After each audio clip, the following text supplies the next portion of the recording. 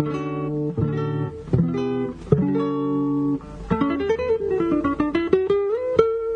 Central 3 apresenta o Cinema Nacional em Revista. É o Central Cine Brasil.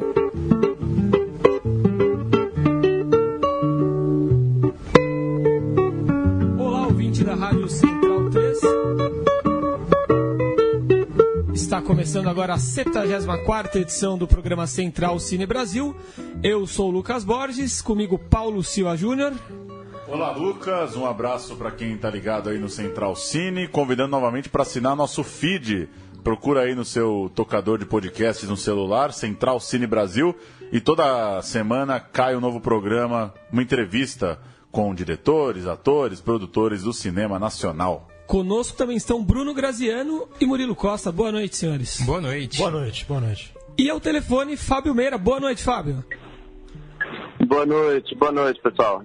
Muito obrigado por nos atender. Fábio, que é diretor de As Duas Irenes, filme selecionado para o Festival de Berlim desse ano, vencedor de 5 Quiquitos do Festival de Gramado, também de 2017, e de 4 prêmios do Festival de Guadalajara. Premiadíssimo o Duas Irenes. Parabéns pelo trabalho, Fábio. E rapidamente... Muito obrigado, um prazer estar falando com vocês. Prazer é nosso. Rapidamente, um resumo do filme, que é o filme de estreia, né, do Fábio na direção. Posso corrigir uma coisa? Por favor. Sim. Você deu 3 prêmios a mais pra gente, Paulo. E em Gramado e em Guadalajara? Lucas, que entusiasmo. Foram 4 prêmios em Gramado e 2 em Guadalajara. Aumentei um pouco, né? Mas continua sendo premiadíssimo, de ótimo tamanho, né? Tá ótimo. Continua sendo um filme premiadíssimo. Sim, estamos muito bem. Sim, e Duas Irenes conta a história de 2 meninas de 13 anos, sendo que uma delas descobre que o pai tem uma segunda família, né? E aí inicia-se a relação, então, entre as irmãs de família separadas. Sem que ninguém saiba, a Irene, da família oficial, digamos assim, se arrisca para conhecer a menina, que até então era desconhecida, e se inicia uma trama aí muito interessante, muito bonita, um filme singelo, né? Que traz um pouco dessa inocência do interior, de uma adolescência, de uma juventude perdida, e uma história que não surgiu da sua imaginação, não é isso, Fábio? Uma história que tem muito... que diz muito sobre... Primeiro de tudo, é a história de uma menina, né? É filha do meio, sabe? Ainda tem essa questão, Lucas. Sim. Filha do meio descobre esse segredo do pai, que o pai tem uma segunda família, outra filha naquela família com o mesmo nome, com a mesma idade, e o filme surge a partir desse trauma, entendeu? O que ela vai fazer com esse segredo? E a Irene é uma menina muito ousada, então ela resolve investigar essa história, ela inventa um nome falso e entra na casa da outra família. Então, esse é o ponto de partida do filme. E o ponto de partida da minha ideia, Lucas, para fazer esse filme, foi uma história pessoal.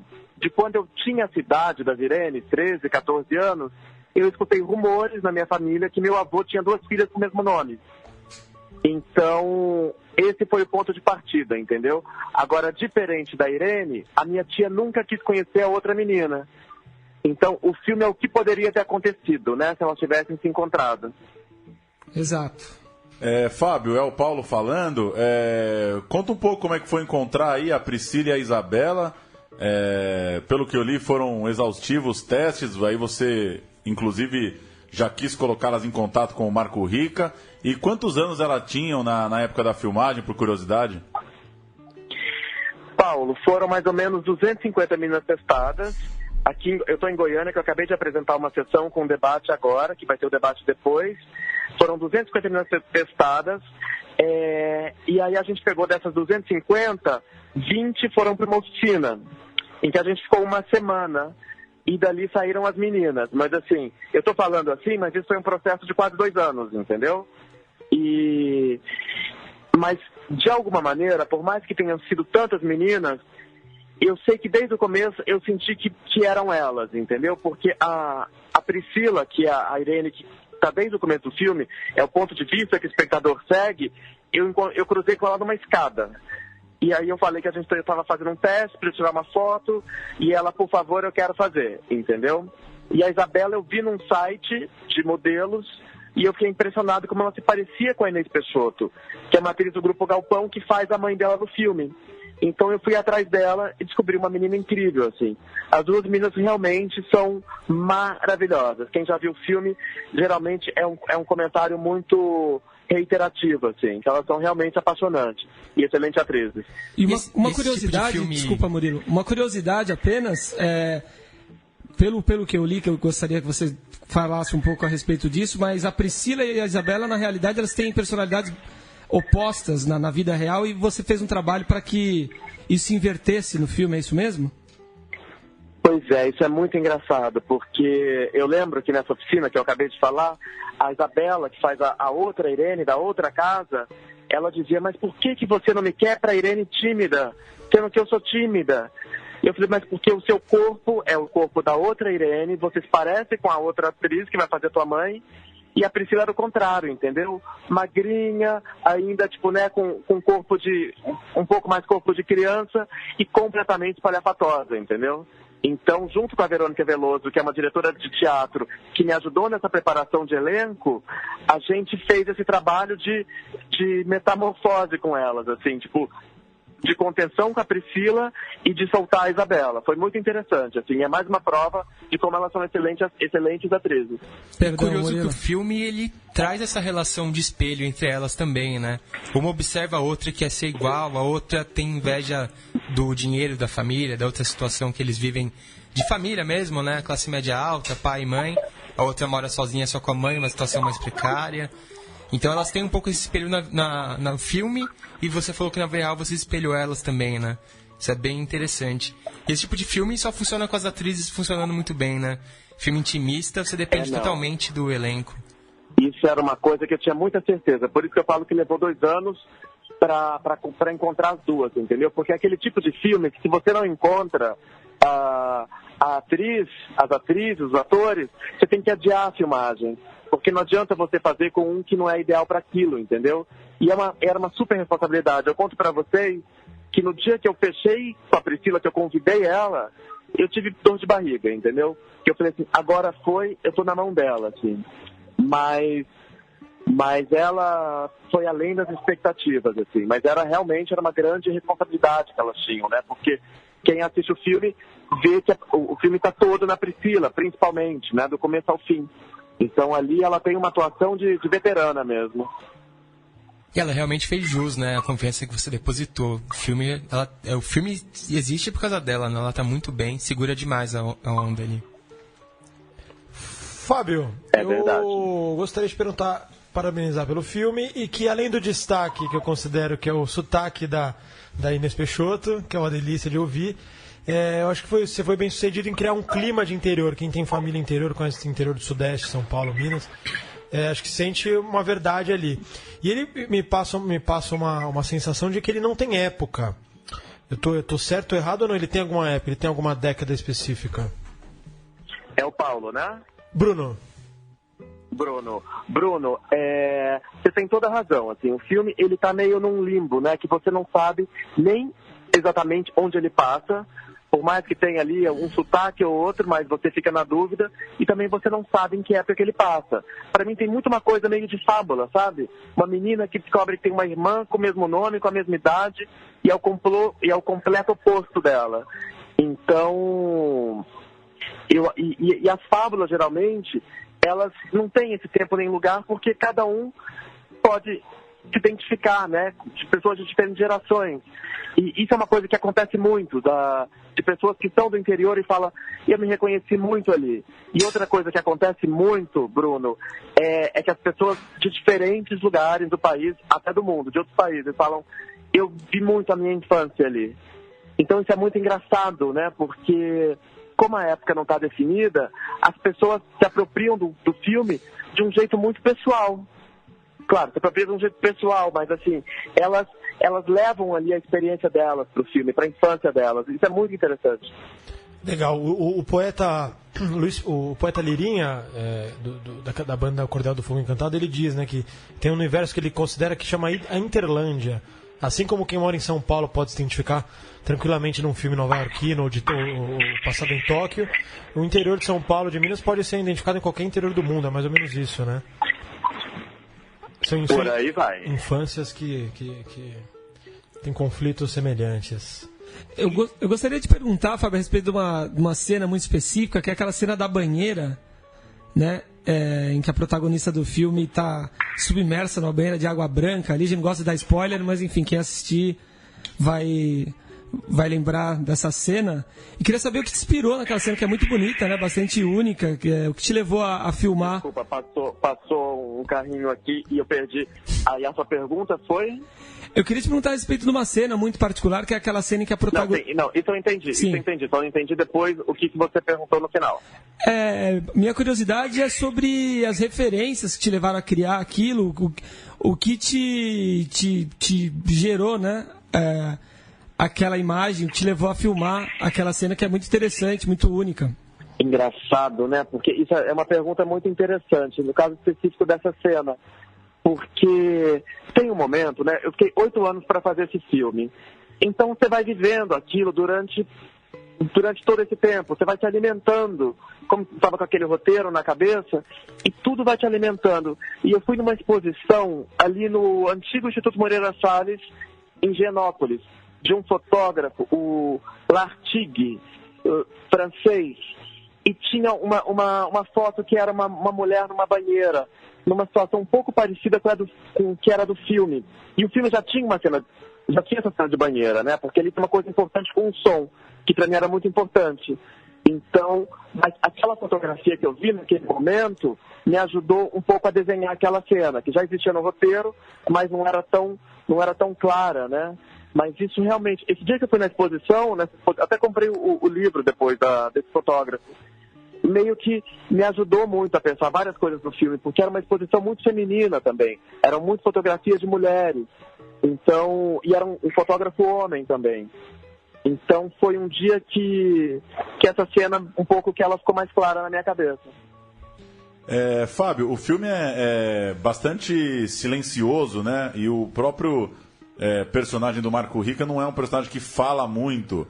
Eu fiquei com a curiosidade se te surpreendeu a vitória, o prêmio para ele como melhor ator coadjuvante.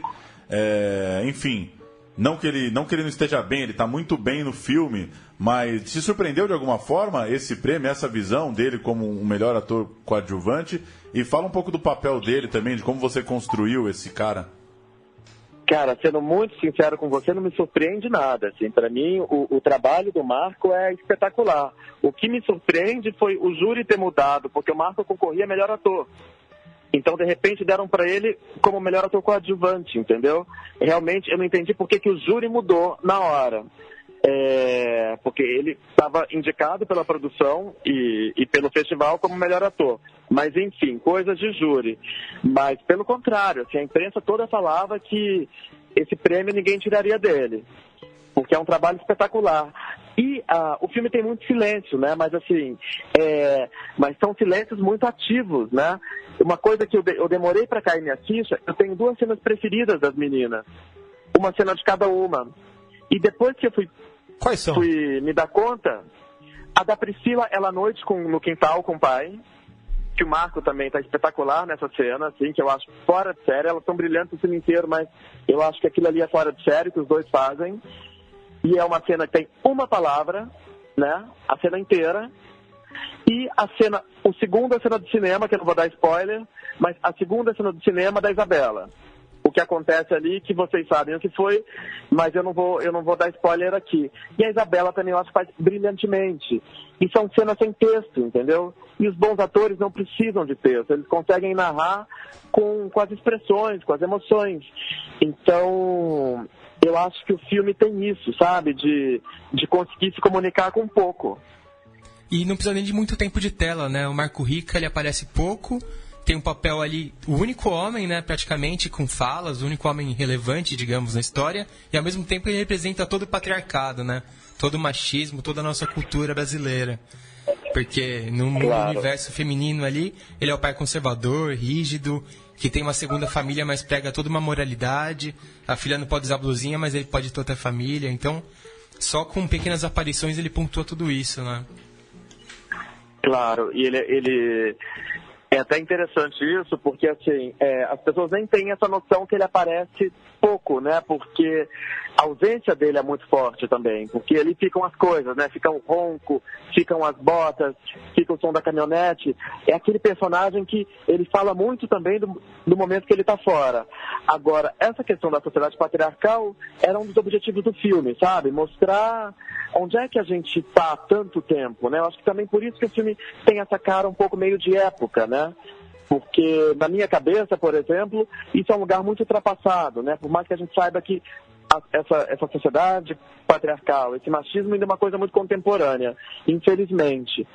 Mas as meninas estão ali para chacoalhar isso, né? As duas estão ali para propor coisas novas. E por falar em chacoalhar, até uma pergunta que retoma um tema que a gente trabalhou no último programa aqui, sobre o estado da arte atual. Duas exposições aí recentes que, por exemplo, o Movimento Brasil Livre interveio acusando de pedofilia, de indecência, e o seu filme tem, né, cenas de nudez de crianças, meninas jovens, né, muito assunto de sexualidade, elas se descobrindo. E para o mundo conservador que a gente está vivendo no Brasil, esse retrocesso, queria saber se você não tem medo de que isso atinja o seu filme, da repercussão que você pode ter, como você enxerga essa questão no Brasil de hoje, dessa semana especificamente. Isso é tão engraçado, né? Porque eu estava nessa exposição, eu fui na abertura do MAN, eu estava nesse momento. E em nenhum momento havia nada. E agora, participei de um programa agora à tarde, em Goiânia, no rádio, e aí que eu soube das polêmicas, porque eles falaram ali na hora. Eu fiquei impressionado, porque como eu estava ali, eu não entendo de onde surgiu isso, entendeu? Agora, eu também não entendo em que momento a nossa nudez virou alguma coisa sexual. Porque o filme tem duas cenas de nudez, mas são nudezes completamente desassociadas de sexo, de qualquer erotismo. Muito pelo contrário, tudo foi feito para que não soasse nada erótico. Realmente é uma coisa da naturalidade de se mudar de corpo, por exemplo. E aí eu te conto uma coisa, que o filme estreou no Festival de Berlim, né, como vocês já disseram. E o filme estreou na sessão Generation, que é a sessão infanto-juvenil. A nossa estreia em Berlim, que é onde o filme nasceu, tinham 800 pessoas. Dessas 800, 600 deviam ser crianças. E as meninas ficaram dando autógrafo para essas crianças durante mais de 1 hora. Agora, como é que você, né, em outros países, você passa o filme para criança, o filme está participando de vários festivais infantis, e no Brasil o filme tem censura de 14 anos. Então, eu não entendo também em que momento o nosso corpo virou pecado. Talvez por isso mesmo é que a gente tenha os maiores índices de pedofilia, de abuso sexual, porque de repente as pessoas não podem expor o corpo, né? Elas só expõem o corpo quando está ligado a sexo. Enquanto em outros países as pessoas ficam nuas na praia, por exemplo, ou mulheres da cintura para cima, e é uma coisa natural, entendeu? Então, eu acho que a gente está num lugar muito, muito atrasado, muito ultrapassado ainda. Paulo, Bruno, alguém mais? Você como roteirista, porque o filme, você classificou o filme como uma fábula, de fato mas uma fábula naturalista, né? Não acontece nada do que não aconteceria numa verossimilhança de mundo. Você não caiu numa tentação de talvez colocar uma morte, um assassinato, uma coisa mais brutal ali? Ou não, você quis mesmo desde o início e foi seu foco focar nas nuances de um tipo de vida? Eu sempre me interessei por uma coisa, porque assim, para mim tem um tipo de construção que é aquela que é aparentemente simples e que no fundo não é, entendeu? Então, que ele fosse simples na forma, mas que ali fosse um universo muito complexo. E eu tenho ficado muito feliz porque todas as evoluções, o filme, seja de público, seja da crítica, tem falado disso, entendeu? Agora, sobre essa pergunta, assim, de assassinato, não sei o quê, é outra experiência que eu tenho tido com os festivais, né? Tipo, no México, que bom que o filme não tem violência. No Peru, que bom que você não fez um dramalhão. Aí em Gramado tinha uma criança que era um ator de um outro filme. E ele falou, uma criança assim de 5, 6 anos. E ele falou assim, eu gostei muito do filme porque o filme não tem ódio. Agora, em que momento, né? Tipo, o primeiro pensamento nosso é pensar na violência, pensar no ódio, pensar no dramalhão. Ontem aconteceu uma coisa muito chata na minha rua. Um vizinho se jogou de um prédio. né? E ali a gente escutou aquele estrondo, todo mundo saiu da rua e nenhum de nós ali teve coragem de ir até onde a situação aconteceu. Só que eu olhei para o prédio e tinham várias pessoas tirando foto pela janela. Então, de repente, em que lugar? A mesma pessoa, são as mesmas pessoas que criminalizam o corpo. Para mim, são essas pessoas que veem a violência como algo muito cotidiano e muito natural. E na minha cabeça não é, entendeu? E na de muita gente não é. E eu gostaria muito de resgatar esse lugar, esse tempo da delicadeza, sabe? Que não tem violência, que não tem ódio, onde um corpo é um corpo. Então acho que o filme tem isso também. Assim, ele propõe a minha atriz do próximo filme, ela foi ver, que é eu não vou dizer o nome, não deveria nem ter dito assim, né? Mas é uma pessoa que eu admiro muito e eu fiquei muito feliz de ela ter ido no primeiro final de semana. Já tem ali seus 70 anos e ela falou assim: Fábio, eu me transportei no tempo. A gente está vivendo tempos tão duros, tão difíceis, e de repente eu poder voltar para aquele tempo, ficar naquele vento, ficar naquela delicadeza do filme, foi para ela um oásis, sabe? E muita gente tem vivido um pouco isso. E eu acho isso muito interessante, assim, para o filme, porque é tão bom, né, a gente sair desse lugar violento que a gente está. Sem dúvida, Fábio, um filme que resgata uma ingenuidade bonita e parabéns pelo premiadíssimo Duas Irenes e muito sucesso daqui em diante. Que bom, fica o convite aí para todos assistirem. O filme ainda tem um preço especial, né, porque ele faz parte da sessão vitrine. Continua então em outubro ele custa ainda? R$12. Oi? A sessão vitrine continua em outubro ainda? Continua em outubro. Enquanto tiver público, a gente continua em cartaz. Sim. Então ele custa R$12 a inteira e 6 a meia. Então isso é um plus, né, para quem quer conhecer as nossas Irenes. Com certeza, parabéns e muito obrigado por nos atender. Obrigado, Fábio. Maravilha, um prazer enorme. Adoro o rádio. Valeu, Fábio, um abraço. Para encerrar o programa de hoje, vamos dar uma passada por alguns filmes que vão estar lá no Festival do Rio, começando nessa quinta-feira, dia 5, a 19ª edição do Festival do Rio, de 5 a 15 de outubro. A programação, claro, muito longa, você confere em festivaldorio.com.br. Vamos dar uma passada pelos longas em mostras competitivas, começando pelos documentários. Cartas para um Ladrão de Livros, filme de Carlos Juliano Barros e Caio Cavecchini, dupla que já teve aqui no Central Cine Brasil, documentário que conta a história de Laércio Rodrigues de Oliveira, considerado o maior ladrão de livros raros do Brasil. O filme faz a estreia lá no Rio. Outro documentário, Dedo na Ferida, do gigante Silvio Tendler, nova produção desse que é um dos grandes nomes do documentário brasileiro. Vai tratar do fim do estado de bem-estar social,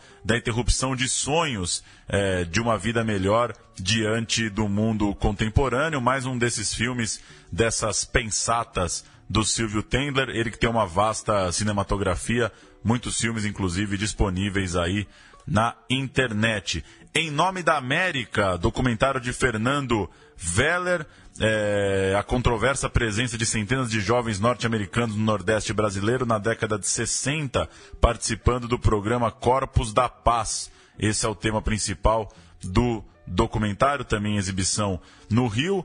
Irã, de Walter Carvalho, produção registro de uma imersão e preparação do ator Irandir Santos, um dos grandes nomes do cinema brasileiro atual. O Walter Carvalho, um gigantesco fotógrafo e diretor, acompanha o Irandir, filme bem pessoal, bem perfil de um dos grandes atores do cinema brasileiro atual. Pastor Cláudio, documentário de Beth Formaghini, uma conversa entre Eduardo Passos, um psicólogo, e Cláudio Guerra, o assassino que esteve a serviço do Estado brasileiro durante a ditadura. Pastor Cláudio foi responsável por mortes, desaparecimentos, ocultação de cadáveres. É disso que se trata o documentário. Outro documentário, Piriquicura, da Mariana Oliva, da Renata Terra e do Bruno Jorge, dois índios nômades desse povo que sobrevivem cercados por fazendas e madeireiros numa área ainda protegida lá na floresta amazônica. E um último documentário na mostra competitiva do Festival do Rio, Islã, Voz de Levante, filme de Tatiana Loman, Roberta Estrela Dalva. É um filme sobre Islã, né? Essa nova voz da periferia, nova em relação a chegar ao cinema, a chegar ao centro das cidades, muito já tradicional nas periferias do Brasil. E a sinopse diz: plateia, poetas, poemas próprios e jogo de cintura. Essa é a fórmula dos slams, os campeonatos performáticos de poesia falada que vem se espalhando pelo Brasil. O filme trata desse fenômeno muito interessante que já tem, nos últimos anos, ganhado aí reportagens e também registros no cinema. Passar agora pelos longas de ficção. Açúcar, de Renata Pinheiro e Sérgio Oliveira, filme que se passa no antigo engenho de açúcar. Tem também Alguma Coisa Assim, filme de Esmir Filho e Mariana Bastos. Tem um casal, Caio e Mari, dois jovens vivendo uma relação que vai além de qualquer definição. O longa desenvolvido a partir de um curta homônimo. Programação tem também O Animal Cordial, de Gabriela Amaral Almeida. É um filme onde um restaurante de classe média em São Paulo é invadido no fim do expediente por dois ladrões e ali começa a trama. Mostra competitiva de longas também com Aos Teus Olhos, filme de Carolina Jabor, onde Rubens, um professor de natação, é acusado pelos pais de um aluno de beijar o filho deles na boca no vestiário do clube. Começa ali uma trama de acusação e um filme que trata também de acusações nas redes sociais, em mensagens, esse tipo de coisa. Filme que tem o Daniel de Oliveira no papel principal. As Boas Maneiras, filme de Juliana Rojas e Marco Dutra, filme que já rodou bastante lá fora. Tem Clara, uma enfermeira solitária da periferia de São Paulo, que é contratada por Ana para ser babá de seu futuro filho. Outro filme, esse de Júlia Rezende, Como é Cruel Viver Assim. Solitários, frustrados e incapazes de realizar qualquer coisa que dê sentido às suas vidas, Vladimir, Clívia, Regina e Primo armam um plano absurdo: sequestrar um milionário. Mais um filme na mostra competitiva, O Nome da Morte, de Henrique Goldman, Matar ou Não Matar, eis a questão. Esse é um filme sobre a vida e as mortes de Júlio Santana, um pistoleiro responsável por 492 assassinatos em todo o país. Tem também Praça Paris, novo filme de Lúcia Murat, onde Glória é assessorista da UERJ. Ela foi criada e vive no Morro da Providência e é a protagonista da trama do novo filme de Lúcia Murat, que tem também Rafael Montes, o jovem escritor, como um dos roteiristas. E para fechar a mostra competitiva de longas lá no Festival do Rio, Unicórnio, de Eduardo Nunes, que tem Maria, uma menina sentada no banco ao lado do seu pai. A conversa deles conduz a narrativa do filme. É isso então, Festival do Rio de 5 a 15 de outubro, esses são só alguns dos filmes, os filmes que estão nas mostras competitivas, né, de longas e documentários brasileiros. A programação completa está em festivaldorio.com.br e no programa lá depois do feriado, a gente, claro, repercute os debates e os premiados, o que repercutiu de melhor e de pior lá no Festival do Rio. Até o programa que vem, tchau!